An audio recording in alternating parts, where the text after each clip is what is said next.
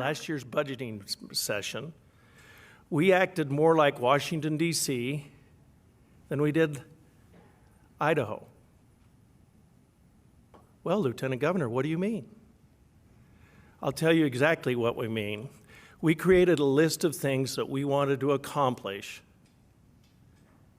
and passed that list of things before we set the revenue number. And then we backed into the list with the revenue number and adjusted the revenue number so that it would pay for the list of things. Lieutenant Governor Scott Bedke didn't pull too many punches yesterday at the Associated Taxpayers of Idaho annual conference in downtown Boise. ATI is a nonpartisan, nonprofit watchdog of Idaho's tax dollars, focused on effective and responsible government, they say. However, after last session and the current budget deficit Idaho is facing, nearly $59 million for this fiscal year, more than $555 million for fiscal year 2027, that responsible part is being called into question, especially since it's a constitutional requirement. It only took a month into the current fiscal year to see the gap between revenue and spending, well, it was growing. The budget holdbacks directed by Governor Brad Little seem to cover the short term, but darker days are still ahead, according to the Lieutenant Governor. And like he has for the last several years, Bedke was asked to give opening remarks at the ATI. And for those in the room or those who just watched on the feed, you could see he was going off script and speaking from the heart about the difficult situation the state is facing when it comes to funding. Well, today we wanted to know why Lieutenant Governor decided to say something now. This is where all of the finger pointing will start. This is where all the denying will start. This is where all the gaslighting will start. And none of that will serve us well as we go forward. I mean, I have given opening remarks at the ATI for a few years now. And I couldn't in good conscience get up and do everything's, all is well thing, because it's not well, because we didn't do it like we normally do it. So we always say, well, we got to run government more like a business. I mean, every one of you that are in public office will say that in the next election cycle. What does that mean? That means that you can't do it like you did last year. You've got to come up with a revenue number that is realistic and give yourself some wiggle room and then set your budget.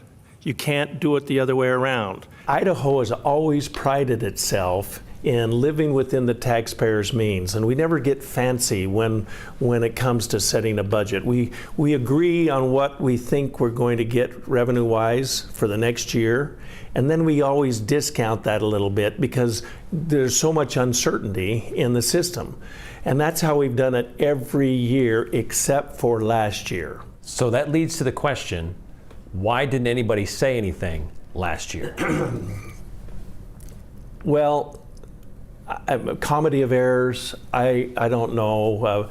Never attribute to maliciousness that which can be explained by mere, probably need a better word than stupidity. But anyway, I don't know. It wasn't right and it wasn't healthy for Idaho to do it that way. Not only did we do all of the list of the things that we wanted to do, mostly tax cuts, but we also passed $5 billion worth of budgets before we set the revenue number too. Now, Representative Horman pushed back on that yesterday. She said that's not the way it happened. And we did try and set the revenue number early in session, as we always do, and as we will do again this year. However, we could not get a majority of the committee. And so it was later, but we never set any budgets that were in excess of what we knew our revenue was. In effect, that's exactly what's happened. The players can color it any way they want to do, but they created the list before they had the number. That is getting the cart way out ahead of the horse, and we've always done it better. Was anybody saying this during the session last year? Yeah, we were saying it, and we just went along. And we cannot go along again. And that's why I was candid at the ATI thing. And I understand well that nobody likes a smart aleck lieutenant governor. But this is not my first rodeo, and we know better than what we did last year. We talked about this during last session, the amount of tax rebates, the $450 million that Governor Little eventually signed. Should we have not signed that, or given those $450 million in tax rebates? It seemed like a good idea at the time, but it's turned out to not be a good idea. And we don't have to walk away from them. All we need to do is stagger their effective date. Don't get me wrong here at all. I'm not a big government guy. But I am a prudent, if you're going to take my tax money, I want you to be very careful with it, and I want you to prudently use it. I don't get to vote anymore. Right. And I'm not directing a lot of traffic anymore. But I do have a voice, and I do have experience here, and I can't just not say anything. Lieutenant Governor Bedke also mentioned the $167 million in tax cuts coming from President Donald Trump's big, beautiful tax and spending bill still have not been accounted for in Idaho, like corporate tax breaks, taxes on overtime and tips, property taxes, those kind of things. Idaho can't afford to say no to those, Bedke said. And to be clear, Governor Little only recommended about $100 million in tax cuts during last legislative session, but the legislature went and handed him a veto-proof cuts of $450 million.